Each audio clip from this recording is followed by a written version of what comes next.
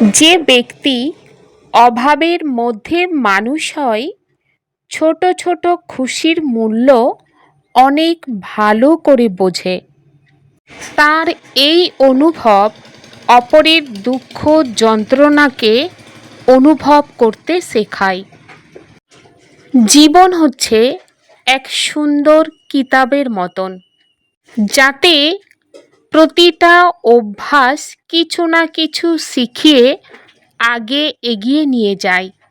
কখনো হালত বা অবস্থা আমাদের পরীক্ষা নেয়, কখনো আমাদেরই ফেসলা আমাদের আয়না দেখায়।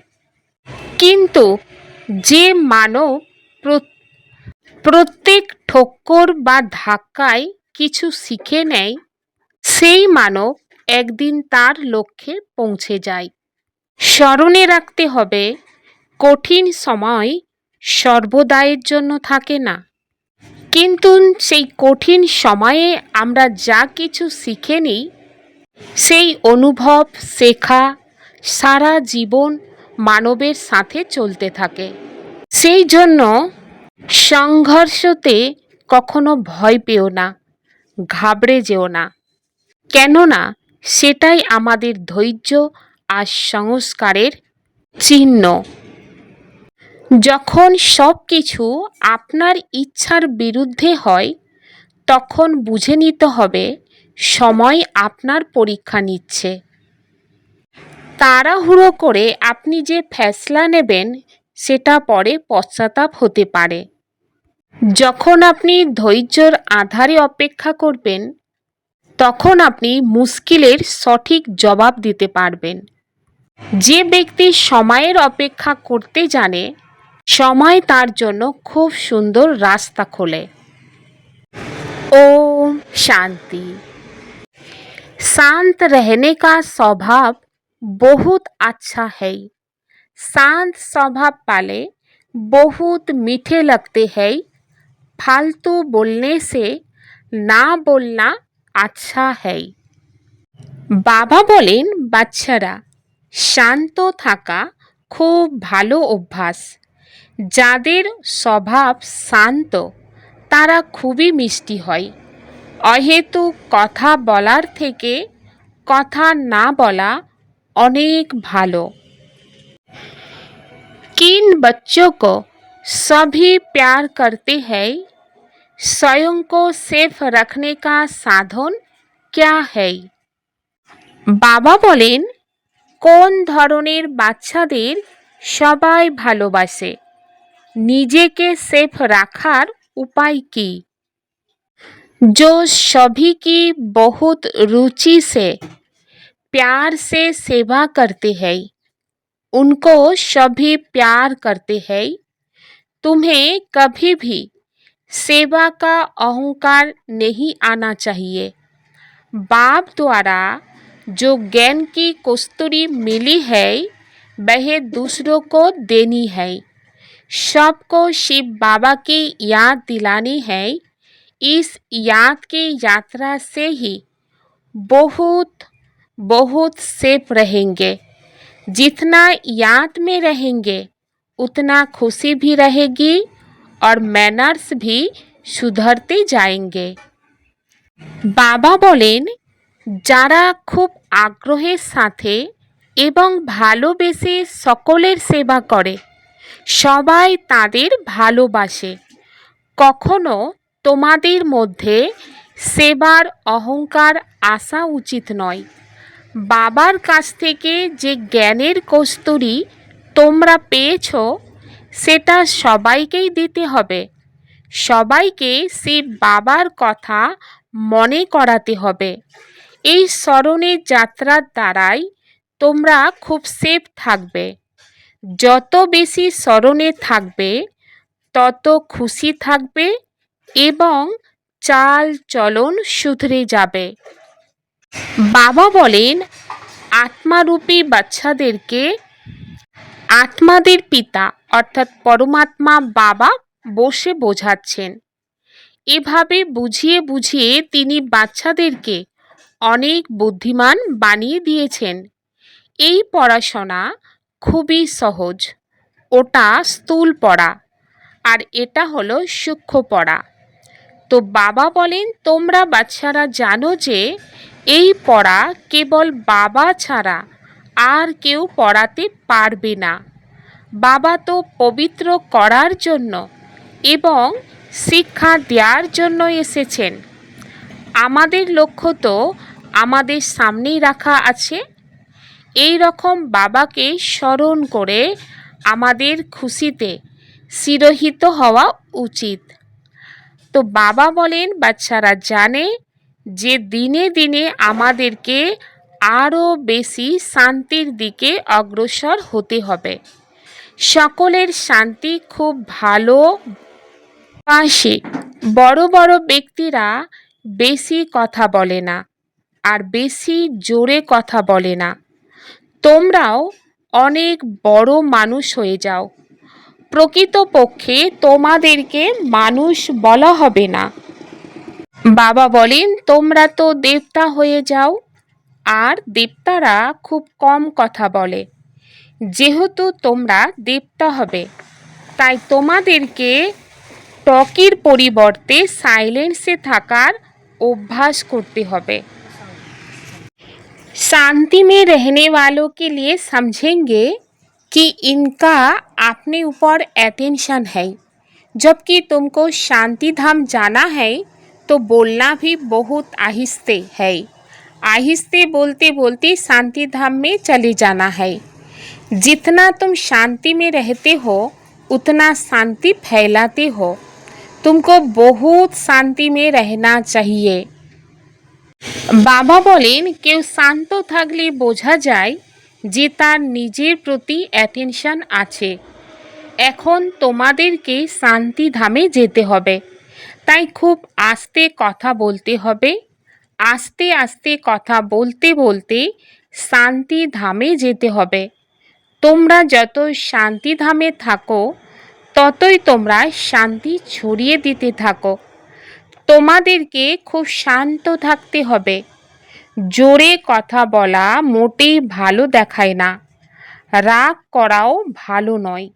বাচ্চাদের মধ্যে যেন কোনো বিকার না থাকে।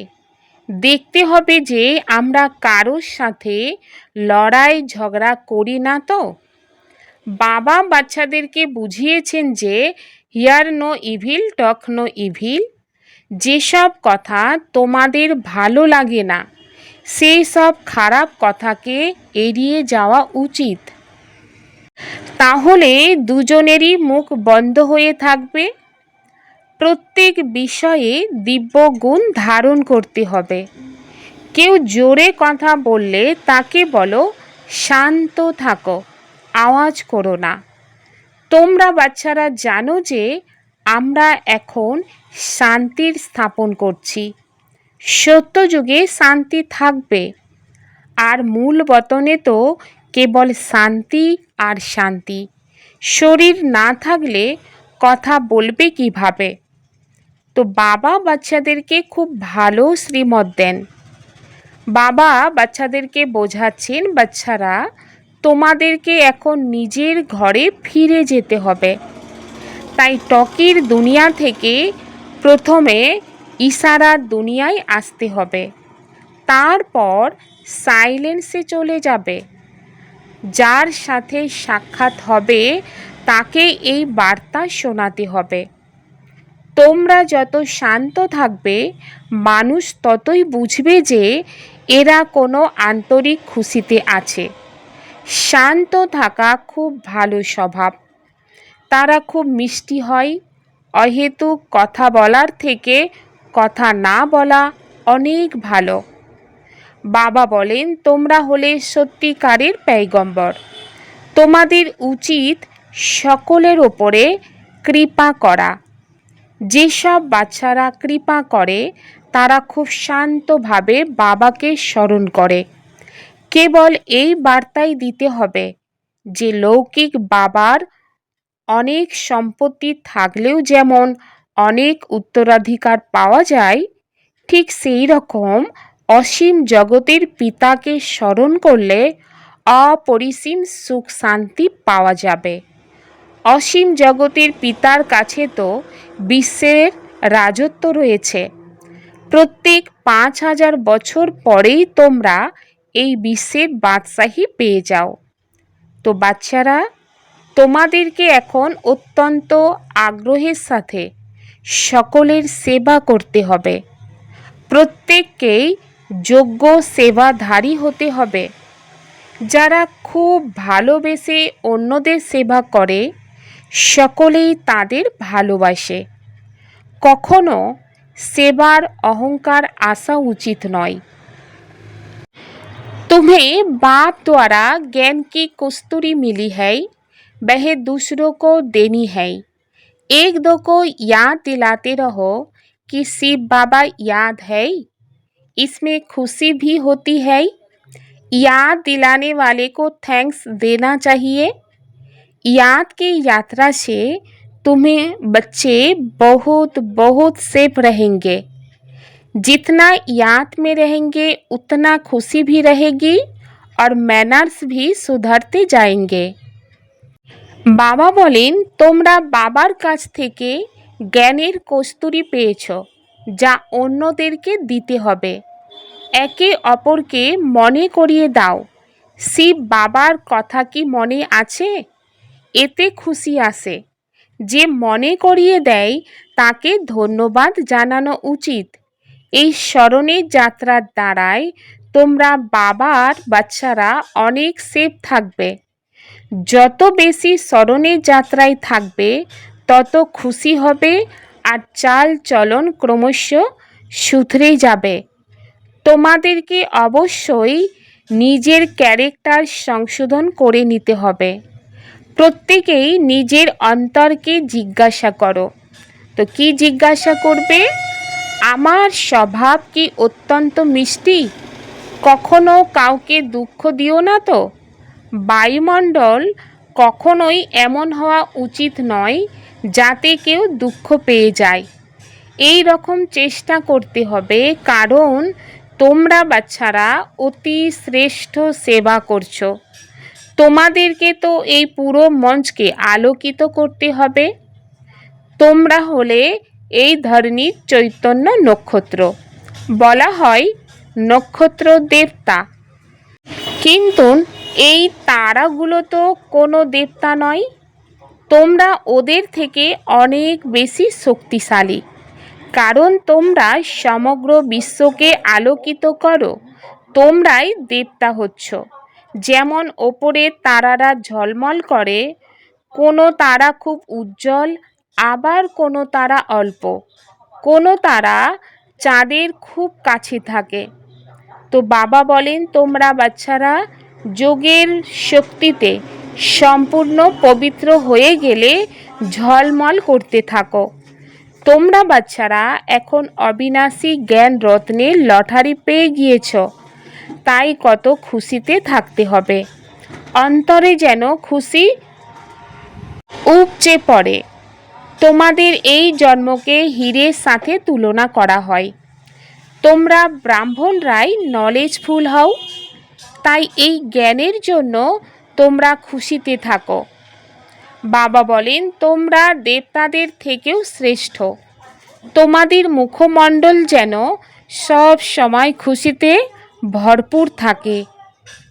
বাবা বাচ্চাদেরকে আশীর্বাদ করছেন, মিষ্টি বাচ্চারা সর্বদাই শান্ত হও, চিরজীবী হও, অর্থাৎ অনেক জন্ম বাঁচো। বাবার কাছ থেকে আশীর্বাদ পাওয়া গেলেই প্রত্যেকেই নিজের পুরুষার্থ করতে হবে যে কিভাবে আমি চিরজীবী হব। বাবাকে স্মরণ করেই তোমরা চিরজীবী হচ্ছ। বাবাই এই আশীর্বাদ দিচ্ছেন। ব্রাহ্মণরা বলে আয়ুষ্মান ভব। বাবাও বলেন, বাচ্চারা সর্বদাই বেঁচে থাকো। অর্ধেক কল্প তোমাদেরকে কাল খাবে না। সত্যযুগে তো মৃত্যুর নামও থাকবে না। এখানে মানুষ মরতে ভয় পায়, আর তোমরা মরার জন্য পুরুষার্থ করছো। তোমরা জানো যে বাবাকে স্মরণ করতে করতে আমরা এই শরীর ত্যাগ করে শিব বাবার কাছে চলে যাব। তারপর স্বর্গবাসী হব। अभी तुम मोस्ट बिलोवेड बाप के बच्चे बने हो तो तुमको भी बाप जैसा बहुत बहुत मीठा बहुत प्यारा बनना है। बाबा पत्रों में भी लिखते हैं ना, मीठे मीठे लाडले सिखिलादे बच्चों।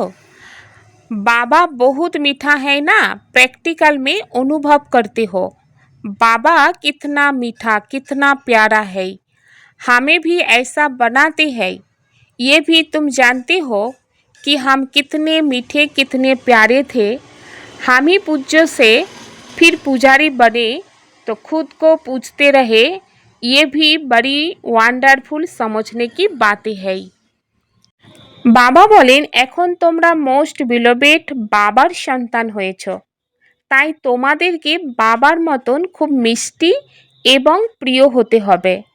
বাবা তো পত্রতেও লেখেন, মিষ্টি মিষ্টি হারানিধি আদরের সন্তানরা। তো বাবা খুবই মিষ্টি।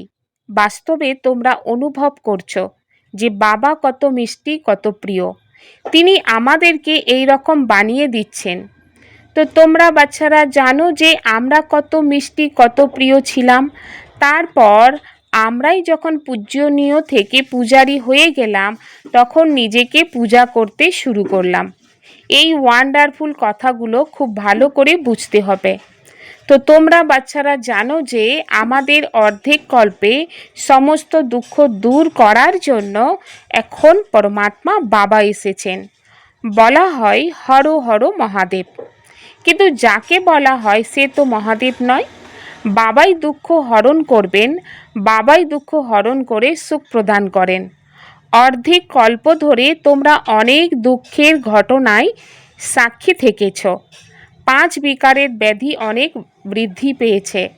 এই ব্যাধি তোমাদেরকে অনেক দুঃখ দিয়েছে। তাই বাবা বলছেন এই সব কর্মের হিসাব এখন ঠিক করো। ব্যবসায়ীরা 12 মাসের হিসাবের খাতা রাখেন। বাবা বোঝাচ্ছেন বাচ্চারা এখন গোটা বিশ্বে দেখো নোংরাই ভর্তি, এটাই নরক।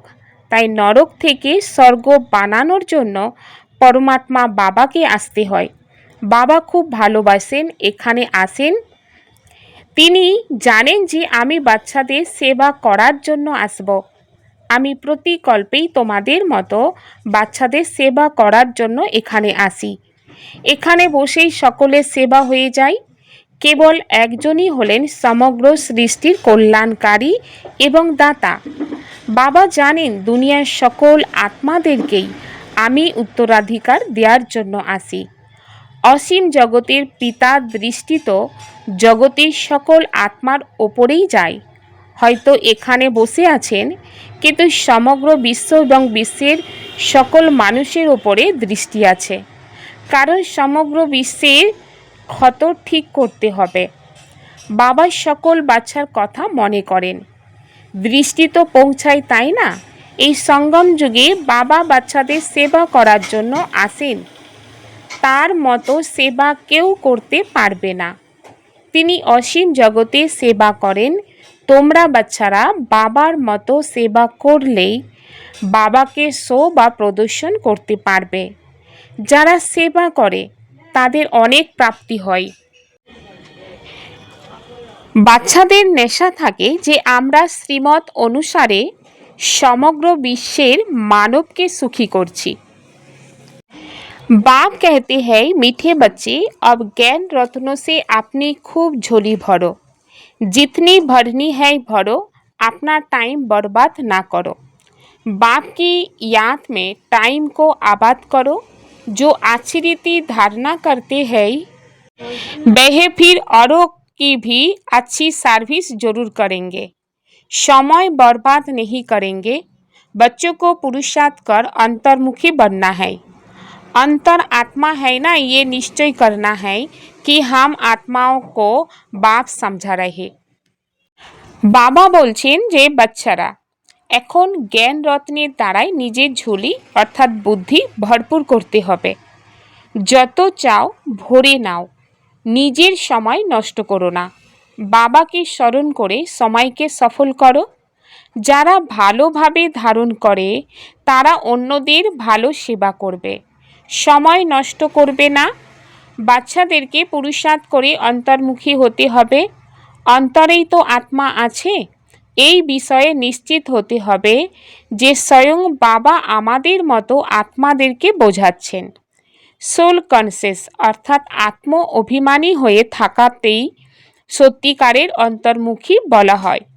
অন্তর্মুখী অর্থাৎ অন্তরে যে আত্মা আছে তাকে বাবার কাছ থেকে সব কিছুই শুনতে হবে। বাবা বারবার ভালোবেসে বোঝাচ্ছেন।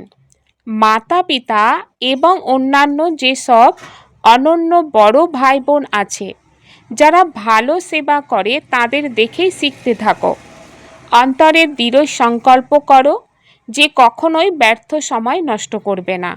শরীর নির্বাহ তো করতেই হবে, নিজের রচনাকে পালন করতে হবে। কেবল আমিত্ব ভাব রাখা যাবে না। আমিত্ব ভাব রাখলেই অনেক ক্ষতি হয়ে যায়। আমিত্ব ভাব কেবল বাবার প্রতি রাখো। এখানে তোমরা বাবার সামনে আছো, তো আত্মারা পরমাত্মার সম্মুখে আছে। এখানে স্বয়ং বাবা আত্মাদের পড়াচ্ছেন, ওখানে আত্মারা আত্মাদেরকে শিক্ষা দেয়।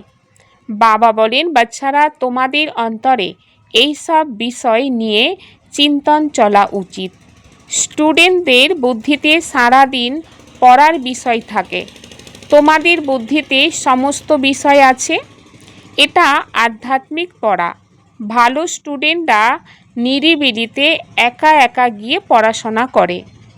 স্টুডেন্টরা নিজেদের মধ্যে কেবল পড়ার বিষয় নিয়েই আলোচনা করে। এই অসীম জগতের পড়া তো আরও খুশি নিয়ে লেগে পড়তে হবে। বাবা বলেন, তোমরা বাচ্চারা এখন বাবার সহযোগী হচ্ছ। স্মরণে থাকলেই সাহায্য করা হয়, কারণ স্মরণের যাত্রা মানে শান্তির যাত্রা। তাই বলা হয়, প্রত্যেককে নিজের গৃহকে স্বর্গ বানাও। প্রত্যেকের বুদ্ধিতে বাবা এবং উত্তরাধিকার আছে। বাবা এবং উত্তরাধিকারকে স্মরণ করলেই রাজত্ব পেয়ে যাবে। আর কিছু করতে হবে না, কেবল নিজেকে আত্মারূপে অনুভব করে বাবাকে স্মরণ করলেই তুমি রাজত্ব পেয়ে যাবে। বাবা বলেন, তোমরা বাচ্চারা সবাইকে এই বার্তা দিয়ে থাকো যে বাবাকে স্মরণ করলেই স্বর্গের রাজত্ব পাওয়া যাবে। बाप की याद में अपना टाइम आबाद करना है।